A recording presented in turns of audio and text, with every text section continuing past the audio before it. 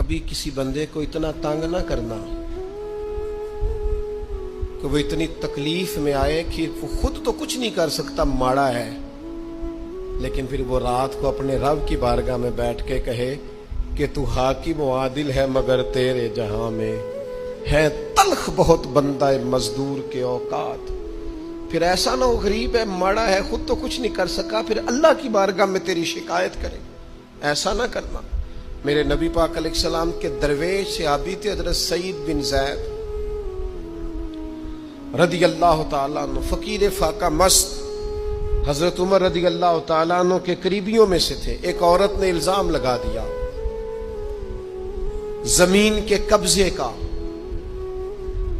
میں کیسے آپ سے کہوں کہ جب لوگ کسی ایسے شخص پر جس نے زندگی ساری دیانتداری سے گزاری ہو، لوگ الزام لگاتے ہیں نا، تو یہ بھی نہیں سوچتے ہم بات کس کے بارے میں کر رہے ہیں، کھلی ہوئی زبان ہوتی ہے، جو مرضی کہہ دیتے ہیں۔ حضرت سعید بن زید پر الزام لگا دیا، اتنا بڑا آدمی، محبوب کا صحابی، اور عورت نے الزام لگا دیا۔ اور جب اللہ والے بد دعا دیتے نہیں، لیکن جب کوئی تکلیف اتنی دے، کلیجہ پھٹ جائے، پھر بندہ کیا کرے؟ وہی بات کہ اب وہ کچھ کہہ نہیں سکتے تھے، ایک عورت پر کس طرح کوئی بات ہو سکتی تھی؟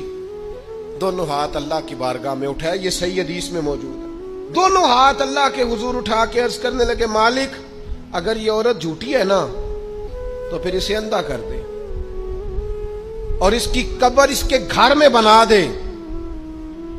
صحابہ فرماتے ہیں کہ حضرت سعید ابن زید کا تو وصال ہو گیا، زمانہ گزر گیا، لیکن ہم نے پھر اس بی بی کو اندھا ہوتے دیکھا ہے۔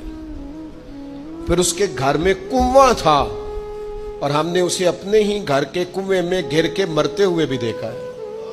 اس لیے کہ جب آپ کسی کو تکلیف دیتے ہیں، جب آپ ستاتے ہیں، جب آپ وہ بات کرتے ہیں جو اس بندے میں موجود نہیں ہے، جب آپ جھوٹ بولتے ہیں اپنے نفس کی تسکین کے لیے، جب آپ زیادتی کرتے ہیں صرف اپنی انا کے لیے، تو پھر بعد